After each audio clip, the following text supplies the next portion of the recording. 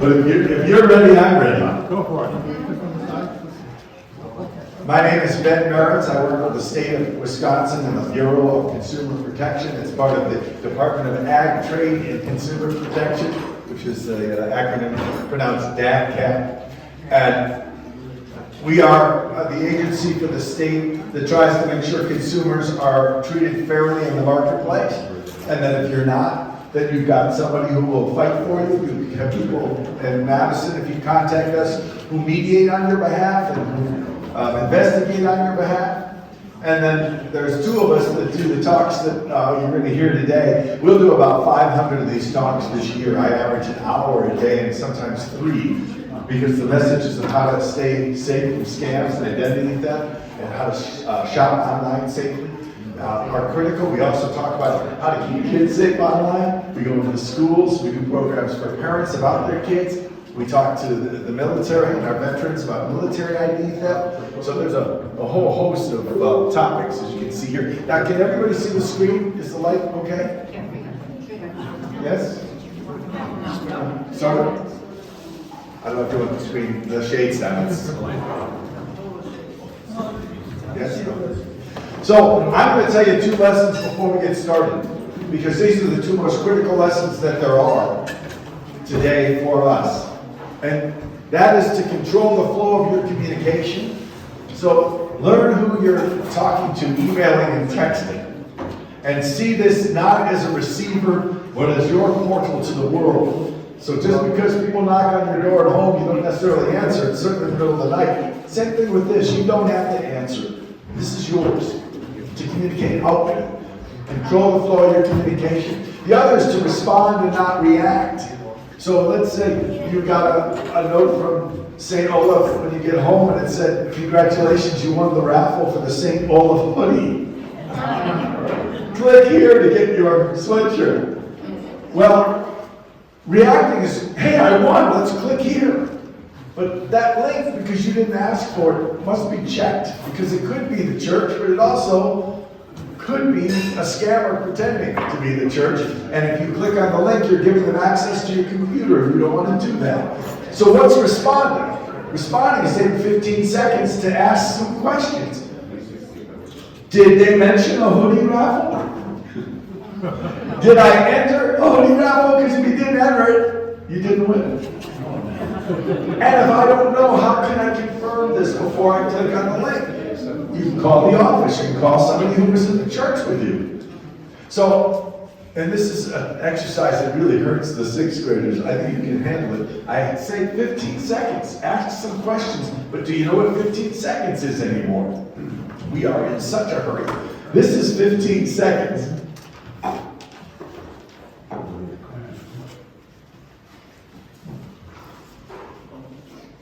Not yet.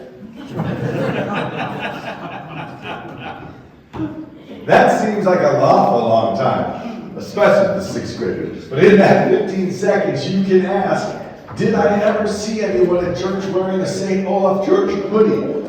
Did I put my name in the raffle? Can I trust the link? Control the flow of your communication. Respond, don't react. Those 2 things are critical. So, a couple of numbers, not a lot. It's really the number on the bottom that's the most important. $10 billion in fraud. That's what the Federal Trade Commission told us they knew of last year. And the problem with that number is it's wrong. It's probably short by 30 to 40 billion dollars. We just don't know, because a lot of people won't report fraud when it happens to them. This is big business. I like to tell people that we're catching up through IT fixes by state governments, by businesses, federal government, and through education. So my charge is to help put scammers out of business, one educated consumer at a time, and today we're doing that about 40-fold. That's pretty good. We know younger people, you live online if you're younger. You grew up online, you lose more than elders, 2 to 1. But us elders, when we lose more, sometimes 3 times as much as the kids do. If you get taken, you don't care about these statistics. You just wonder, can you get back what you lost? There was a woman who was sitting right in the front row at Elkhart Lake recently and told me she's 80 years old, and they took $375,000, all that she had. And when I was done speaking, She was going to court to ask the judge to please let her stay in her house. This is serious business. We need to fight these felons. And they are felons who scam for a living. They're not scammers like some cute club. They're criminals. They're felons. So one of the first lessons we teach as a consumer educator, this consumer product, a gift card, may be the most perfectly made consumer product in the history of man and womankind. It is exactly what it says it is. It's a card that you give as a gift. So you may want to give a friend a $20 card to go to Starbucks and get coffee on you whenever they want. That's pretty good. But today the scammers are finding ways to convince us to pay them with gift cards. If anyone had ever asked you to pay with a gift card, that's a scam. Walk if you don't run. Get away from it. It's not the card that has the value. It's the numbers on the back. It's sort of digital currency, which we're moving to in so many other places as well. The scammers want the numbers on the back. And there was a woman in northern Wisconsin and she was trying to get a companion Dalmatian for her dog, who was a Dalmatian getting older. And she went online, and Dalmatians are hard to find, so she found a breeder, allegedly a breeder in Montana. And she believed it could be that far away because there just aren't many Dalmatian breeders in the country. So she spoke to this man who said, well, we just had a litter. There's 5 pups. You'll get one. I'll send you the picture. And he just disappeared on her.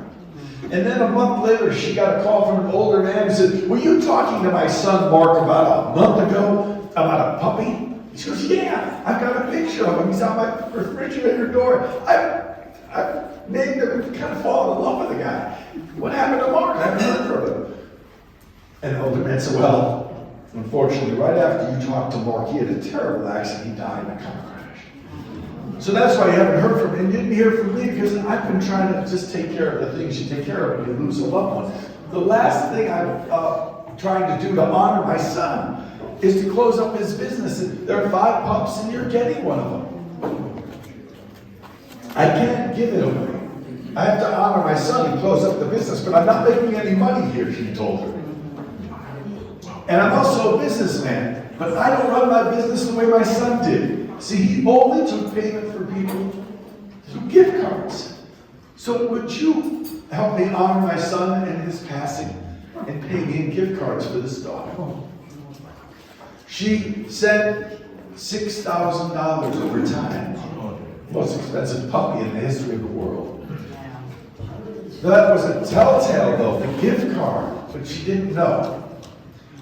And because you're here, you do know.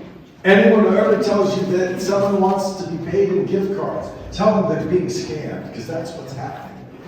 So it's not just gift cards these days, it's also Bitcoin ATM machines. They're just like regular ATM, but they're Bitcoin for cryptocurrency, and if you are fluent in Bitcoin or crypto, then you should use those machines. But if you're like most of us, you should not. So when someone says, I need you to pay me at a cryptocurrency ATM machine, that, like gift cards, is a scam and you should not do it.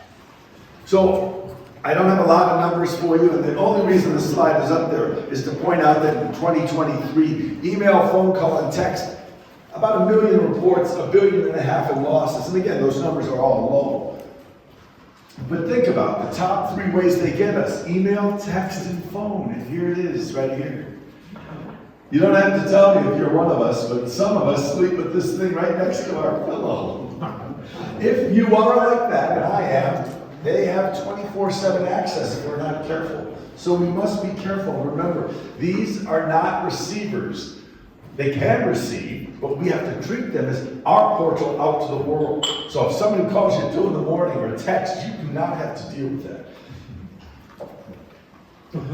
Some of the trends that we see, the calls, and especially in the house of worship on a Sunday, I need to apologize for a minute. I'm preaching cynicism because we need to be very careful here, skepticism.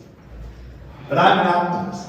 I don't think the glass is half full. I think it's 99% full in everything. And if I had hours, that would be the talk I'd give you today. But things like caller ID, which gets such a bad name, this tool is great. It's how we use it, though. As a receiver, it's hard to believe anything coming in on caller ID. But if you have a friend who's going to call you today at 4 o'clock, and at 4 o'clock the caller ID has your friend's name on it, you can trust that because you expected it. But if you're watching the Bucks game tonight and your phone ID says Ben Marins is calling you, don't trust it. I'm not. It's so ridiculous now. They have people trying to scam you, and the number on your caller ID is your number. Well, you know you're not calling yourself. So sometimes they make it easy on us to know these are scams.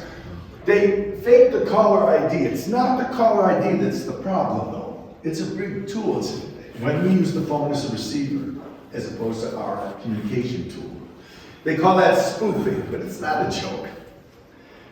And if you want to get less calls, the legitimate telemarketers have to follow our do not call list. So, on the booklet that I have here for you, on the back of it's an 800 line, our hotline where they do mediation on your behalf, investigation, answer your questions. If you think you're getting scammed or you were scammed, what do you do? We also have a do not call list. You can sign up for it, and then the legitimate telemarketers won't call you. You'll get less calls. It does not apply to the felons. They don't pay attention to it. It also doesn't apply to politicians and charities. Charities I'll talk about a little later, and politicians' calls may not be too bad right now, but they're coming. And through First Amendment law, we can't tell them they can't come. So, if I'm a telemarketer, I can call everybody in the room. Let's say I sell bottles of Optimism water. It would take me the better part of a week, if not half a month, to get in touch with every one of you and try to sell you Ben's Optimism water. But if I have a robocall machine, I can call everyone in the room at the same time. Hi, my name is Ben, and I sell Optimism water, and only $200 is all it costs to get a case of 10 bottles, and this water will change your life. If you want to hear more, push 1. If you want to hear this message again, push 2. If you don't want these calls ever again, push 7. Push nothing. It's not whether you would say 1 or 2, it's that you admit you're alive and this number is active, and you don't want to let the scammers know that. Now, pity the poor telemarketers who do use robocalls because they're trying to make a living making the phone call sales. I would not wish that on my worst enemy today. It's a tough way to make a living. But we don't need to take those calls because we can't know they're safe, controlling the flow of communication. So, the scammers will often call you and say, can you hear me? Now, it was a cute Verizon commercial. But now it's not. It's a dangerous question. Because they want you to speak and maybe say yes and more than that so they can record your voice. Can you hear me is English for hang up the phone. But we're Midwesterners and it's hard to be what we consider mean to people, even strangers, even felons, but it's okay to do that. My grandma Happy, who taught me my manners, would tell me it's okay to hang up on a felon. Because we want to say, oh, I hear you fine. Can you hear me? How are you doing today? How can I help you? But today when you hear, can you hear me? Unless you're talking to a friend and they're driving somewhere and the signal's not great. And in the middle of the call, you know who you're talking to. And they say, hey, can you hear me? But people who call you and say, can you hear me? It's a scam. We're dealing with artificial intelligence today. I was at an art conference yesterday downtown, and one of the speakers was talking about how good AI is, and it's pretty good. But still not 100%, and it's not all bad. I got in my state vehicle downtown at 9 o'clock. I said, Siri, I need to go to the St. Olaf Church at Rubicon. And Siri brought me right here. That's artificial intelligence. I don't have to worry about making a wrong turn or having a map. So that kind of artificial intelligence is pretty good. The problem is the artificial intelligence can be used to make it sound like somebody's talking to you and you know when it's not them at all. So how can you protect against that? How do you know it's your niece or your child or grandchild and they're in trouble and it sounds just like them? Hang up and call them right back. And if they're in trouble, they'll pick up the phone and they're not going to worry about the fact you hung up. But most of the time, because you can't tell if it's real or fake, If you hang up and call them back, you'll find out they're fine and they did not call you from a hospital or jail or somewhere, some foreign country where they lost their passport and need money. When they seek money or information from you, you will need to be wary of that. Controlling the flow of communication. If you call We Energies and they ask you for information so you can access your account, that's different than if you answer the phone. Hello, hi, this is Ben from We Energies. We have an issue with your account. You have a couple minutes to talk about it. Let's start by verifying this, that, and the other. Hang up on that call. Because We Energies isn't calling you. And if they are, and it's critical to get in touch with you, they'll find another way. But they usually would do something in the mail. The scammers can now respond in real time as they type out messages. I've been typing for a living for better part of 45, 50 years. I make typos every day. So if you're listening to an AI-generated message, in real time they're typing, they make a typo, you're going to hear a word that somehow doesn't sound right. That should be a sign where, wait, I think that this is probably AI, hang on. And again, if it's not, they'll get back in touch with you. AI can be used to write email or text, but some of the AI is so good, it will read oddly. Everything perfect in subject, verb, direct object, and we don't really always write that, right? So if the word seems stilted, AI is still not perfect. And if you're not sure if what's in front of you is real or not, our 800 line is there Monday through Friday, so you can call to ask. Or you can also call the Better Business Bureau. We don't work with them. We highly recommend that you deal with them as well when you need answers to consumer questions. They're really good. So some of the scams, again, I just ran through this with the hoodie thing, right? You get the text that says you won something. People who fall for scams are not doing so because of a lack of intelligence. I have not met anybody who wasn't scammed and said, boy, I was so stupid. And it's not IQ. It's not here, it's here. It's EQ. It's the emotion. They get us excited, or often they get us scared. And some of the examples will point that out. And when you're not emotionally calm, or you're really upset, or really happy, you're not as on guard as you need to be. And they take advantage of that. They can send links. And again, the link's not the problem. If you called your local hardware store and said, could you email me a link to your spring gardening offerings? I'm a gardener and I'd like to buy some stuff. And they send you the link right away. Well, you asked for it, you got it, I trust that. And that link will take you right to the gardening supply page of the hardware store. But if you didn't ask for the link and you got the text about the hoodie, malware, malicious software, with that link allows the scammers access into your phone or your computer. And every time you click on the link doesn't doom you, but you don't want to click on links that you weren't asking for because you can't know for sure if it's safe. If you ask someone to send the link or they tell you to. So when probably not today, probably tomorrow, but I go to the office and I always send my host a thank you note. And in that thank you note is a list of all the other topics in case you want me back, and a link to a survey. And I tell you to expect it. So when you get it tomorrow, it's 4 questions, 5 questions. It lets my boss know, A, I showed up, and B, if you like what I did. But I'm telling you to expect it. I tell my host, if I don't get to it tomorrow and you don't see it till Friday, don't answer. Don't take the risk. But if you know it's coming, yeah, you can. So they can fake who's sending to you. So how do you know? Well, when you go up to the email and you put your mouse over that, hover over it, if there's a different email address, it's called ghosting. Someone's pretending to be the email address you know, but when you hover over it, you see an email address you're not familiar with. If you're reading this, an email or a text, any of this, it's not going to hurt you. Just don't click on it, respond on it, reply, call the number, just delete it. I had a woman talk to me from an elder community a couple months ago, and she goes, I must have, hundreds if not thousands of texts and emails. I'm afraid to open them. It's okay to open. And I told her, it's also okay to delete them.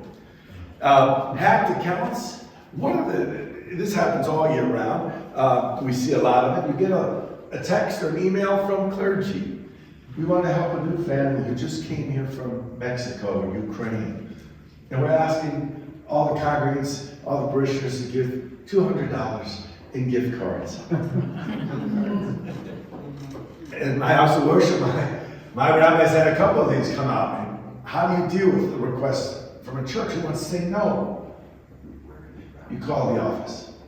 Are we helping the family? I got an email about this. And maybe you are, but you want to make sure you are before you would give money. And how do you know it's a scam in this case? Because you're asked for gift cards.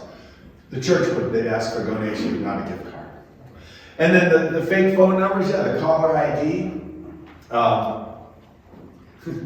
Caller ID is not the problem, it's how the scammers use it. You protect yourself by planning those calls when you use caller ID. Otherwise, you can answer the phone, but you just don't know for sure that you can trust the caller ID.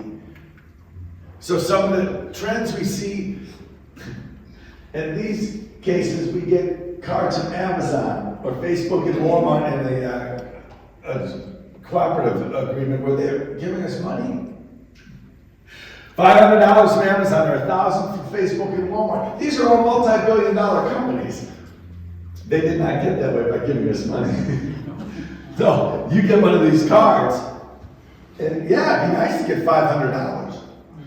But sitting here as we talk about it sounds pretty ridiculous, right? Who's going to send you $500 just for breathing? It doesn't happen that way. Now, why would someone fall for this? We have more people who live alone today in the country, old and young, than ever before. So if you're alone, there's someone who says, hey, what do you think of this? But you want to make that question, answer that question. Think of a single parent with 2 young kids. It's 10 o'clock at night, and he or she has the kids in bed, is looking at the bills, working the computer, and all of a sudden there's $1,000 from Walmart and Facebook. And he or she works a part-time job and doesn't have enough money to pay what he or she needs to pay, let alone get the kids the coats and boots they need or presents for whatever's coming up. God, I'm praying. I need some help. Here's $1,000. Thank you, Lord. God does not send money through the computer. And in the example up here, what you can see, there's a little face of a woman. It's a Facebook message. And it says, friends, I got this money. You can too. Here's the link. And then, in addition to the IT experts, these scammers are also really good at human psychology. Then it says, and 39 others. Looking like 39 others already did it. It's got to be okay. Every time I say this part of the speech, I hear my mom say, Benny, if all your friends decided to jump off a bridge, would you do it too? Because someone giving you free money online is not real. So the picture here is just fuzzy enough. Maybe your friend, may not. You would want to call a friend. Because in this case, her Facebook account got hacked. And all of her friends got this message. But there's no free lunch. It'd be nice if there was. Reacting is, I got money, click. Responding is, why would Amazon send me $500? Now, if you want to confirm this is real, you go click on the link, you call Amazon, or go to the office, go to local Walmart. They'll tell you if they send you this money. They didn't. You can't confirm it. Some of the scams, and there's so many. Today we're going to talk about some government scams. Almost everyone is a short con, 5-10 minutes. The goal to get you excited or scared and take from you, usually information and or money or both. The Social Security call, often at night. So what do we know about federal employees? They're gone at 4:30. Good evening, my name is Ben, and I'm with the Social Security Administration. I'm calling because unfortunately your Social Security number has been suspended. Now, if you're getting Social Security benefits, your heart is now in your throat. I'm calling because there's a process, and I want to get you the information to fill out the forms. It only takes 2 to 3 months. Now you really can't breathe. No money for 3 months. I know how distressing this can be. There is another way to help you. It's a little costly, but we can do all the work that you do alone and get back to me right now. And when we hang up, your Social Security number will no longer be suspended. It was never suspended. In fact, they can't suspend it. That doesn't exist.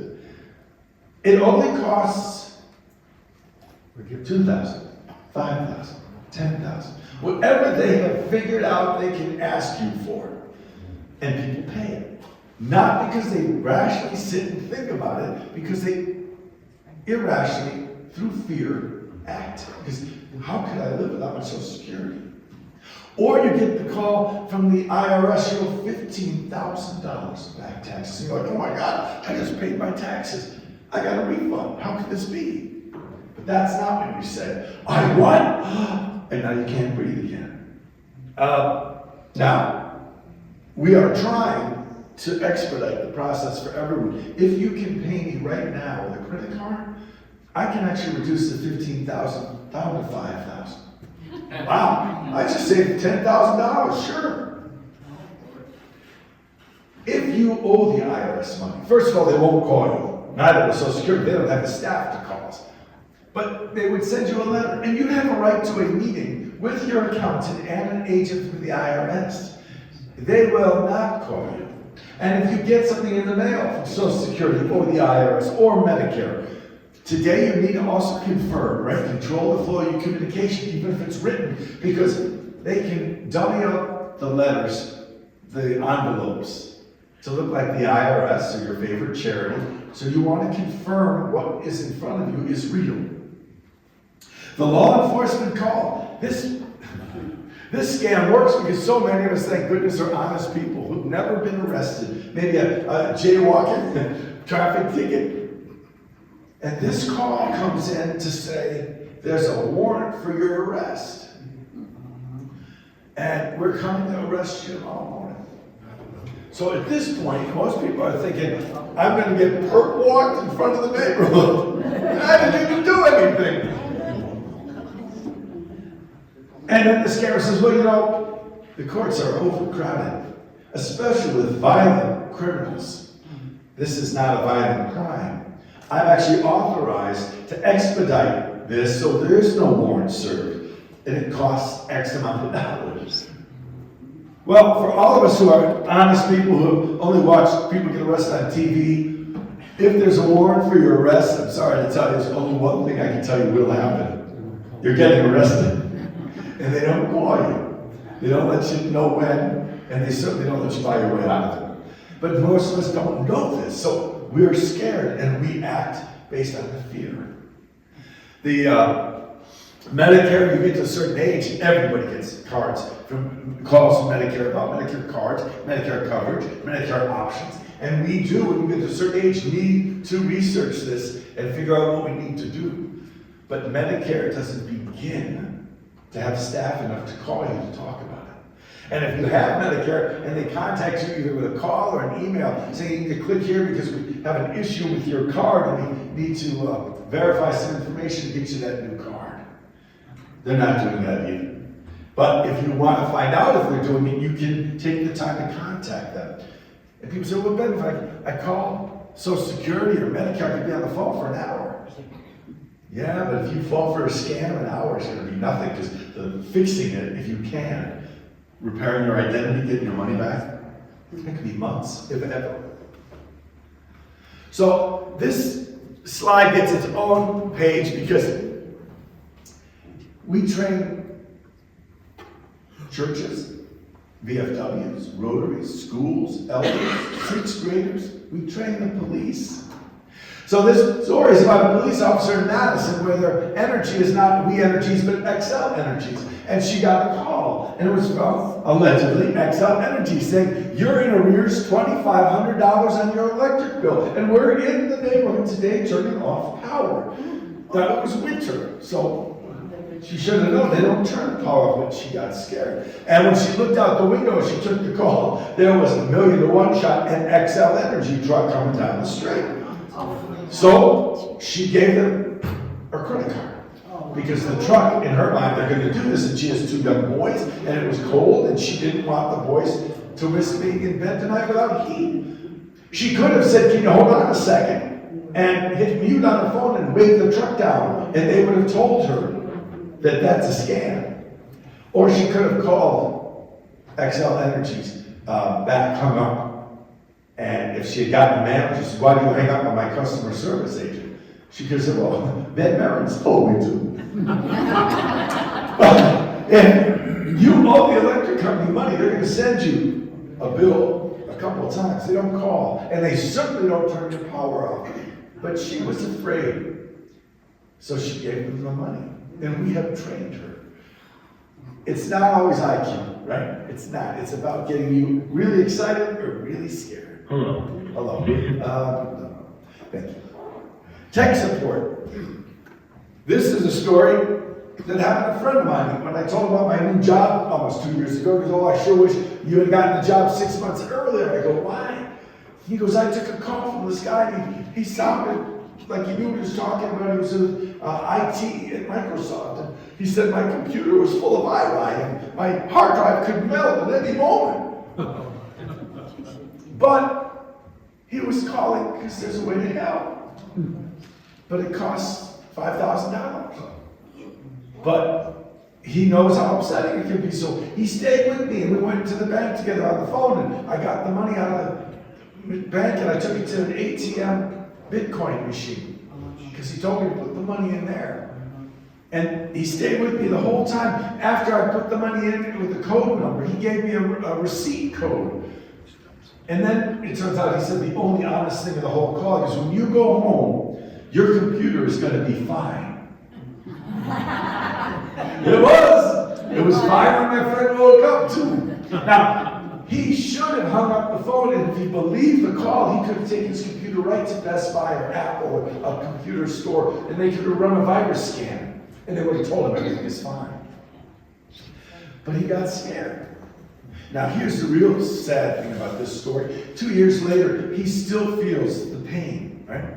He was violated, and the emotional violation is like physical and mental. It stays with you. And he is still struggling to forgive himself. And I try to tell him, you fell to a plot by a pretty smart person who happens to choose to be a felon and who has really great powers of psychological persuasion. We get all sorts of stories about people in this room. We go, "You never do that." But that's not when they get us. They don't get us in a room full of friends that we can say, "What do you think of this?" So all those scams, they're short cons, right? 5-10 minutes. In the case of my friend getting the money, that was 2 hours. This is the only long con we talk about, the romance scam. And when I started talking about it, I figured it was just happening to the elders, but the kids too, because they don't always go to bars or student unions or school dances anymore. They go online to meet their friends. And this is a really cruel scam because it's dealing with affairs of the heart, just mean. So this woman called me and she goes, "Ben, I live in South Milwaukee. I'm 65. I've been divorced 20 years. I've been in a relationship for the last year or so. I just want to run it by you, see what you thought." He's 30. He's a rock and roll musician from South Korea. In this room, nobody's believing this. So I said, "Well, I don't need to hear anything more before I ask my first question, which is, why do you think a 30-year-old rock and roll musician would be interested in a 65-year-old woman?" And again, so he had me thinking.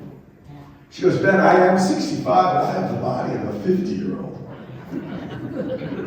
I'm not sure that would seal the deal for me if I was 30, but okay."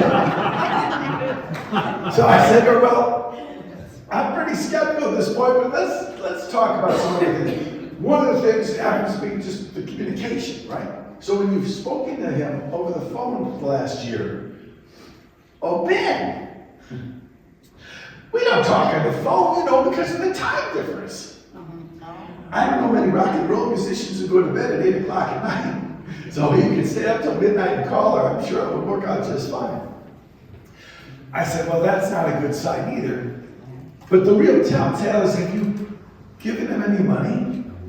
"Ben, I'm going to South Korea in 2 weeks on the ambassador program, It costs $10,000. He pays $5,000 and I pay $5,000. But the company said he's not allowed to pay the $5,000, so I paid all $10,000. Have you given him any other money?" Ben, I told you I was going in 2 weeks last Friday. Of course, I got them the $2,700 for the plane ticket, you know. I said, why'd you buy your own plane ticket? Oh, Ben, that would be disrespectful. No, they can't be expected to pay for my ticket, but they buy it, they make all the arrangements. It's the ambassador program. I meet the woman in a hotel in New York from South Korea. She and I fly to South Korea and I get a tutorial on the plane and then I'm gonna meet him. Have you given them any other information about yourself? Ben, I told you I'm going to South Korea. I had to give them my passport and my driver's license. I couldn't have written a better story for you. I said, I have more to talk to you about, but I want you to hang on. There are 3 credit agencies, and this is on page 2 of the booklet. Experian, Equifax, and TransUnion. You need to call them and check to see if there's been money taken out in your name. You've given them all the ingredients. And you also have the ability to freeze your credit. That's page 2. You want to freeze the credit for you and for everyone in this room, whether you're 106 or 6 or somewhere in between, you want to freeze everybody's credit. It's free and it's the best insurance going. And you can always unfreeze it. It only stops you from getting new loans. So she did. She called them and found out that they hadn't yet taken everything from her. She froze her credit. And when we were speaking, she finally admitted that she was probably in a scam. And then she said to me the saddest thing, and that's why this works so effectively. She said, you know, Ben, I got something for my $12,700, even if it is a scam. I said, what in the world? She could answer. What did you get, I asked. Well, I've been really lonely since the divorce, but for the last year or so, it felt like somebody loved me, and I got that for my money. I said, I beg you not to engage with whoever this is, but know that within 10 miles of where you live, there are houses of worship, bookstores, libraries, coffee shops. Go meet somebody. It may be the love of your life. It may just be somebody who you talk to, but you'll know they're real. This is not real. And she had called a bunch, and I haven't heard from her, so I'm hoping she has moved on, but I'm not sure she did. If somebody calls, tell you you won the lottery, hang up the phone. They don't call you. And if you didn't enter the lottery, you didn't win it. If you did enter the lottery, you didn't win it. But I mean, you should check your ticket if you bought a Powerball. But they call and they say you won $100,000 in some sweepstakes, and you're so excited you don't think about till I enter the sweepstakes. And they tell you we're going to come tomorrow with a check. A big check for $100,000. You may want to dress up because you're going to be on TV. Oh my God, we're excited. $100,000 TV. All my friends, it's going to be great. I don't know if you understand or know much about winning 6-figure lotteries, as if any of us do. But the law says, now in the land of la-la, the law, the scammer's law, says that you have to pay the taxes and the fees ahead of time. And on $100,000, it's only $15,000. Yeah. Now, if you are on the phone this long, I hope you wouldn't be, you may say, well, I'll tell you what, I'm not greedy. I'll take an $85,000 check just to take 15 out of my 100,000. Oh, that's great. But you know you can't do that, right? Because you're winning 100,000. So you have to receive it to get taxed on, but you have to pay the taxes before you receive it.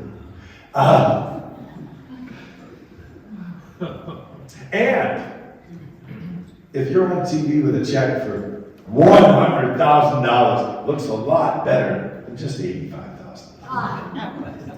Anyone can call you saying you won something out of the blue, right? If you enter contests, that's different. But if you haven't entered anything, they call you.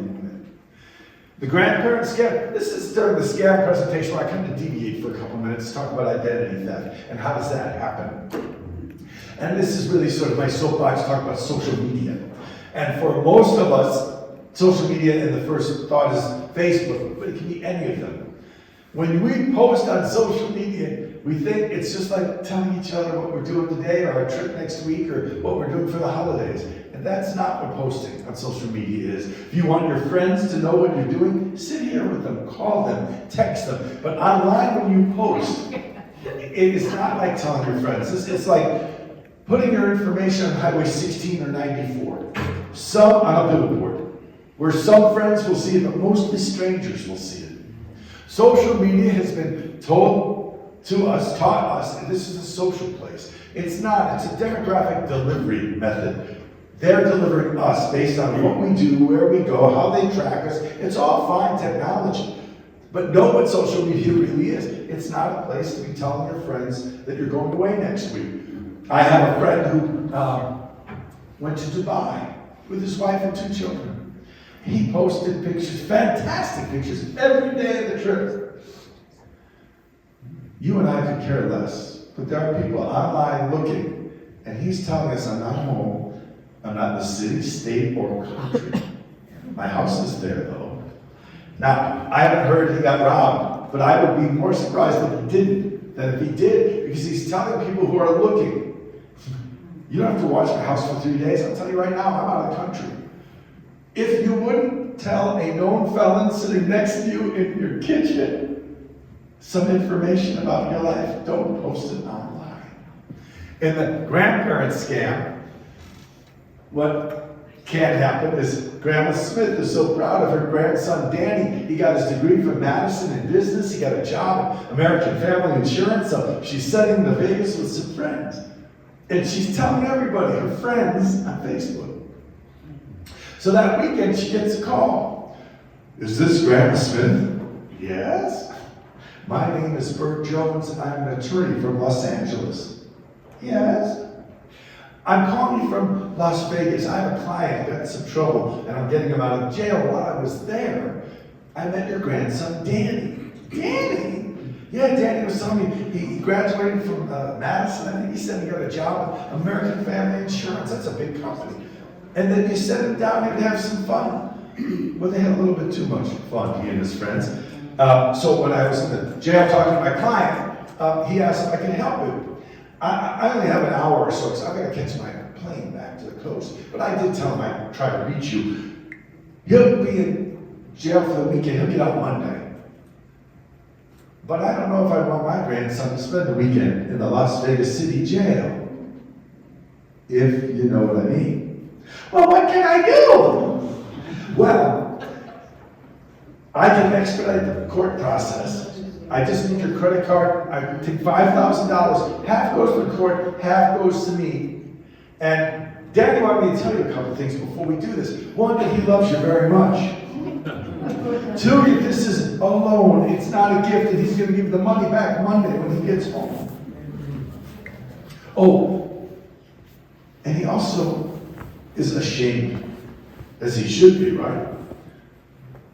He doesn't want you to bear the burden of telling his mom and dad. That's on his shoulders. So he asks you, don't call them.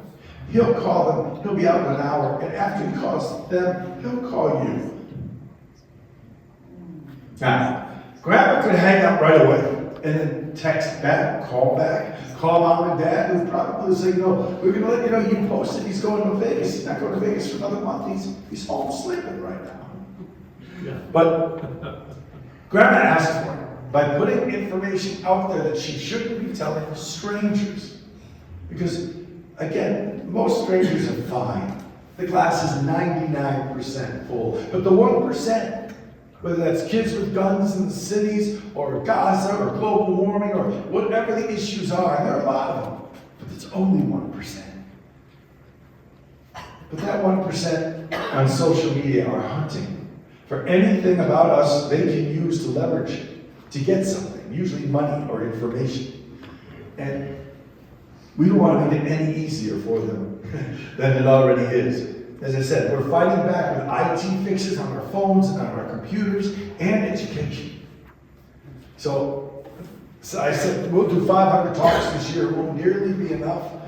And to get to as many seniors as I can, because tech world is foreign to us if you're 40 and older, and if you're 70 and older, it really is.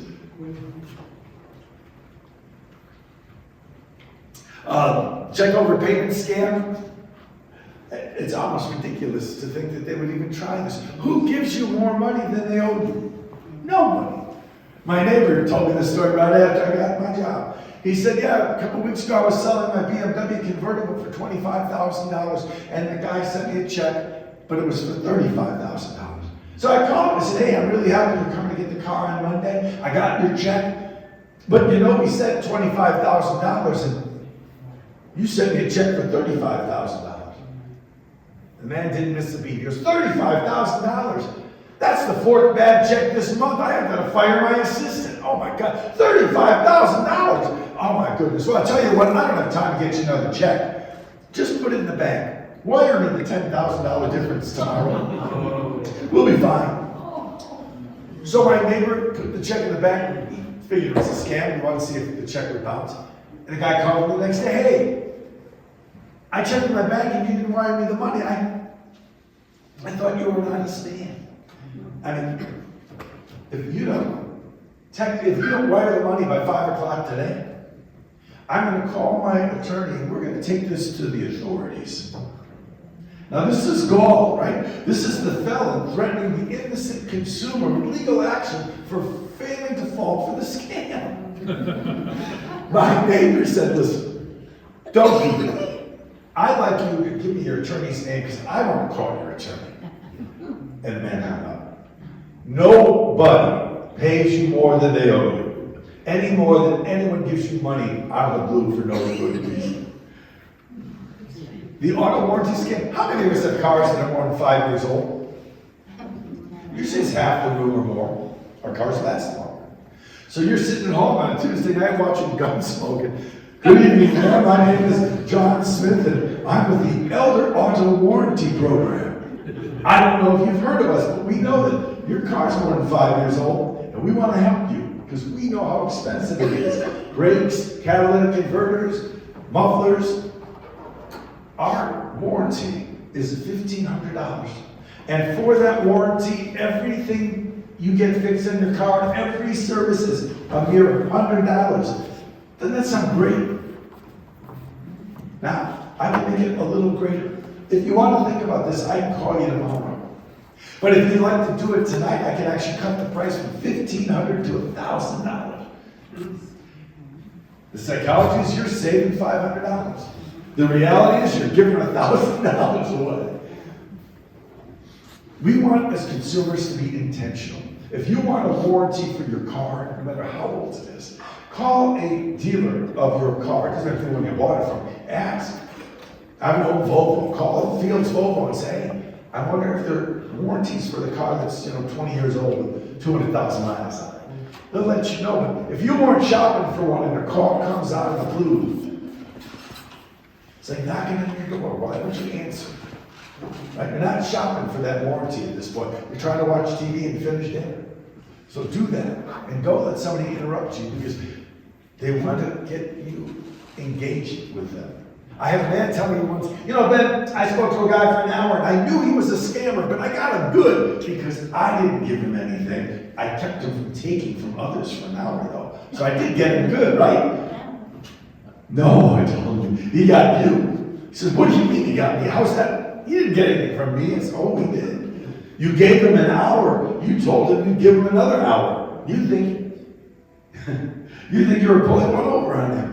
But the second thing you told him is more dangerous. By giving him an hour, you let him know you think you're smarter than he is. And in the world of felonious scamming, he's a PhD and you're a kindergartner. Don't engage with these people. You're not smarter at them when it comes to being felons and stealing. If you engage with him long enough, he'll pick your pocket clean and you'll wish you never engaged. You want to talk to somebody, talk to a friend, meet somebody. Don't talk to scammers because you think you can get one over on them. Because you're engaging, and that tells him you'll engage again. The charity scam, this is the saddest slide for me, because I have to tell you, don't take a call from a charity, because you don't know if it's a charity. Give charitably if you want. The Bureau of Consumer Protection certainly supports that. But we don't want you giving to a scammer pretending to be a charity. So I call you and I say, I'm with St. Jude's Hospital. I could be, but I could be a scammer, and you can't know the difference. If you want to give to a charity of your choice, contact them. Go to their office if they're local. And know that even if you get the mailer, some of us get that Red Cross mailer every year, and it looks the same. The scammers can fake the envelope, the font, the logo, the letterhead. So even if you get it in the mail, and it looks just like last year's, you want to confirm with that charity, not the number in the mailer. Independently contact them and find out, did you send this out, if you're interested in giving to them. If you're not interested in giving to them and getting rid of it, whether it's real or not, probably doesn't make a difference. And I feel for the guy or gal who has to make a living calling for St. Jude's, Children's Hospital, Wisconsin, American Red Cross. It's a tough job to call people today and convince them you're real, because we can't know. Controlling that flow of communication. You want to give to a charity, by all means, contact that charity directly. Don't wait for them to contact you. The student loan scam. President Biden was just in Wisconsin talking about the student loan forgiveness program. It doesn't exist.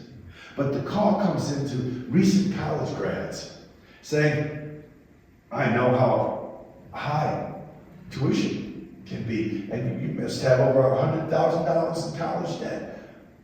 And I'm sure you heard that President Biden wants to find a way to loan forgiveness. What he probably didn't mention is the pilot program. 5,000 recent college graduates in the last 3 years have been picked out of the national database. And you're one of them. What are the odds that would happen? And for $15,000 or $10,000, we can wipe out $100,000 of your debt and show Congress in the pilot program how effective this is, so they'll pass the law so others will get the same benefit I'm offering you tonight. And if you give the money, then you're out $100,000 in college tuition and the $10,000 that you just gave us. Sounds too good to be true. Now, you could hang up the phone with your recent grad and contact the Department of Education and find out if they have it. The scammer didn't say it's a secret pilot program, but it doesn't exist. But the extra hour or two it may take to figure that out, save you a lot of money. Investment scams. The only thing I tell you about this is, if you don't invest and you've never invested, you would not take a call from a stranger and invest with him or her. If you do invest because you're really knowledgeable, or you know somebody who is knowledgeable and you work with them and trust them, any investment you want to make, you talk to them. But if I call you up in the middle of the day or early evening and I've got a great opportunity for an oil well in Alaska or precious metals or Bitcoin, it could be real, but you can't know if it's real. You're not in control of that communication. Don't take that call. Never take a call from somebody you don't know who wants your money to help you invest. How do you know if you're being scammed? If they ask you to pay with a gift card, if they want you to verify information and it's urgent you do it and imperative, and then you balk at that and they start to threaten you, these are all signs that these are scammers. They also tell you to keep it a secret. Why? Because they don't want people to say, that's a scam. The government will not make phone calls to you, anybody calling you, unless, let's say, you contact the Social Security and you ask somebody to contact you. That's different. But if out of the blue you get a call from a government agency, I would hang up on that. And again, for a minuscule chance it's real, they'll find another way to get back to you. And if you actually win a prize, right, they have a raffle here at church, it's against the law to charge you 1 cent to claim a prize that you win. So anyone saying you won something, but you have to pay to get the whatever, that's a scam. And the scammers go for the lowest hanging fruit. That's why I told them, man, don't talk to them for an hour. You're easier to scam than anyone here who won't talk to you. Don't engage with them. Because if they get you once, they're going to come back. They convince you you need to make a payment. How hard would it be to call you? Oh, did I mention the second payment? So don't be the lowest hanging fruit. If you don't answer the phone, you don't recognize it, you don't talk to them, you don't respond if you do pick up the phone. I had a woman call me and she goes, "Hi, is this Ben Merrins?" And I didn't know who she was. I didn't recognize the caller ID. My answer wasn't yes, and it was not no, it was who's calling. And based on that, I was going to either hang up or talk to her. But again, a little being on guard will save us a lot of headache. So you protect yourself, but again, if you don't recognize the number, you don't have to answer if you weren't expecting it. You think of that phone as not a receiver, but as a portal for you to do the communication you want to do. You can call your phone company and they'll tell you what fixes are on the phone now to block scam calls. And we're getting changes all the time. You can also call your internet provider and find out what apps they can recommend to keep your computer safe. Not one that your friend told you about. Maybe that's good, but check with the experts about it. You also can set your phone to block unknown private numbers. Now, I did that. There is a file that unknown numbers go to. You want to check that once in a while. A couple of weeks ago I did, and there was the call from my doctor. Why is that there? Because he called from a number, not my phone. My phone thought it was a scam, but he left a message and the phone put it in a separate place. That's good. If this happens to you, think of it like this. Throughout our entire lives, some 6, 7 decades in this room, some maybe 2 decades, we have gotten knocked down. And every time in our lives we've gotten knocked down, we've gotten up because we wouldn't be here if we hadn't. If you get scammed, it hurts. Right? That sucker punch, you can't catch your breath and you feel really sick about it. Get up when you're done with that first initial emotional wave. Call us. You can call the 800 number on that book. You can take my personal card, call my cell phone. You can call the police. You can call your bank. Notify investment houses if you have them.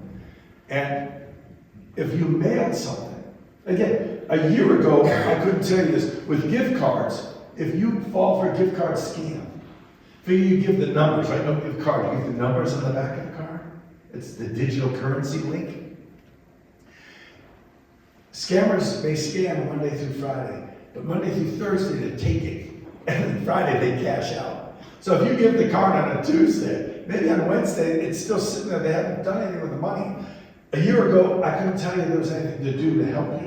Now, the gift card companies, whoever you got that card from, you can contact them, and if they haven't accessed the money in that, they freeze it, and they can maybe get it back to you. If you mailed something, either a gift card or something through the United States Postal Service, they now can track it, and if it hasn't gotten to its destination, they can stop it. So we're finding ways to technically support consumers that didn't exist even a year ago. And what will they have in the next year? I don't know, but we are working furiously. Wow, the scammers had a head start. $50 billion in a year. I mean, that's a lot, but we're catching up. And I believe we put them out of business with tech fixes and education of innocent consumers, so you stay unharmed. As I said, if you know of groups, whether you want me to come back or other groups you're part of, and if you go to Rotaries, VFWs, schools, and talk about scams, identity theft, safe online shopping, business scams, business identity theft, car repair rights for consumers, home improvement, how to deal with contractors. So there's a lot of education. There's no charge for any of these. So if you're with a group, it doesn't cost anything to have me come in. Our taxes have paid for me to come in. But I appreciate your time today, and if you want more books, I've got plenty. And the idea is if you have friends or family, they're not here, I'd rather you take them than I take them back. And if you've got questions you want to ask in the group, I'll take them. Or if you've got something you want to say personally, I'll wait, and I'm not running out of here when we all leave. Yes? You hit it at the end. You said talk to the computer companies.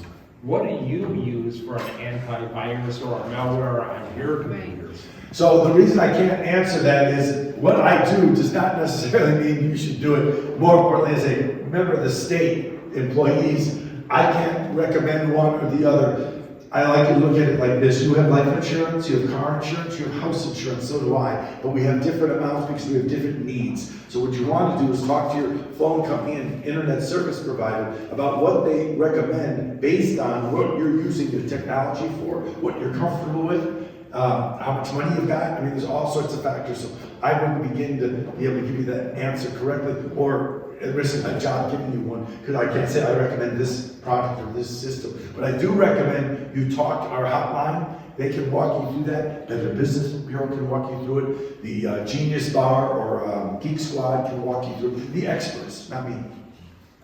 I know you probably want to answer, but It really wasn't an answer, but. The answer, I can't answer it, but I can tell you how you can answer it. Right. Because you want to answer it for you. I answered it for me. Right, right. I didn't ask what your recommendation is. Yeah, if I make a recommendation, this could be my last day on the job, and I like my job. I'm sorry? It's not a recommendation, it's a question. What do you use? Right. So when I was on public radio, my job was to be professionally objective, and people would often ask me, well, what do you think about this? Or what do you think about that? And I said, if I answer that question, it'll be the last day I'm here. And I'm not ready for this to be the last day. So I can't. My job is to professionally present, but personally, again, it wouldn't really help you, but it would really hurt me. So it's a zero-sum game there. Other questions? Did you talk about family code words? Family code words? Yeah, so one way families try to protect themselves from the grandchild calling the grandparent saying I'm in trouble and I need money, right? And with AI, it could actually sound like their voice. Families have passwords. So the word is Lassie. Well, if you're asking a scammer for the password, there's how many words in the dictionary? They have a one in whatever that is, multiple trillion words. I don't know how many words there are. But they'd be hard pressed to guess the password. But if it really is your grandchild, and they, oh yeah, the password's Lassie, or the scammer is real and they've told this person what the password is. But the problem with that is if you're afraid it's really your grandchild, the scammer always will find a way to tell you whatever's just happened has been so serious. Okay, you want a password? Your grandchild's in the OR bleeding, and they're trying to save his life, and I need money for the surgery, and you're asking for a password? So they're going to find a way to talk around that, but it is something you can have. I'm just not sure how effective they are. We can talk about them, but I'm not telling you that it's going to help you. What's going to help you is not falling for the fact that it's a scam, because if you've gotten that far into it, you're believing it. And again, if the call comes from a family member supposedly in dire circumstances, you can call them back, but think about where are they and is it real? But you get so scared you don't think about it. That's what they call them. But yes, you can have as a, talk around the table, Thanksgiving kind of thing. We should have a family password because it's just one, it's a seatbelt. All of what we're talking, by the way, is risk management. It's just like when we leave, you wear a seatbelt, not because you plan to get in an accident, but it's a risk if you could, so you wear the seatbelt. How do you wear a seatbelt online? Well, you can have the tech fixes we were talking about or not talking about. You can be careful who you talk to. You can control the communication flow. There are ways to wear seatbelts online to be safe.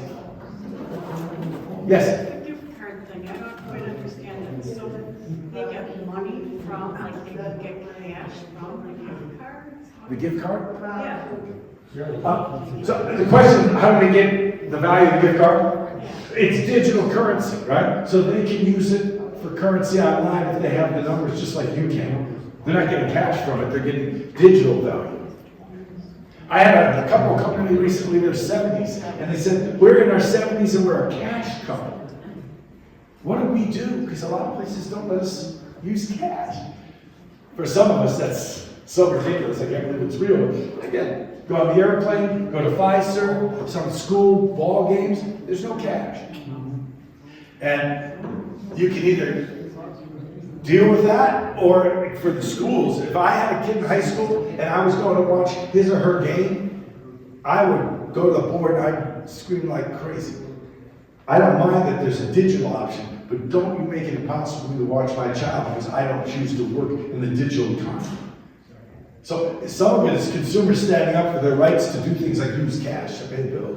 But for some places, that's lost. So the gift card, again, it's not plastic. You pay $100 at the cash register, they put it on that card, and the card has all those numbers. And you then can spend $100 online.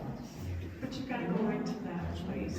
You've gotta go right to that company, or, you know, like say I get a gift card for Lululemon, then don't I have to spend it there? How do they get the? So, now you're asking for details how scammers work, and I don't know if I should tell you if I know, but I don't know. I'm not sure if they get a Lululemon or a Starbucks card, what they can do with that for other purposes other than using it there. I don't. But if it's a Visa card or a MasterCard, that's where their money is, wherever they want to use it from. I don't know if they ever get cash for it. They don't need it. So I'm going to let people go who want to go because it's going to be midday, and I appreciate it so much. Thank you so much. If you want a business card, please come see me. If you want more of the books that we have to hand out, please come get those.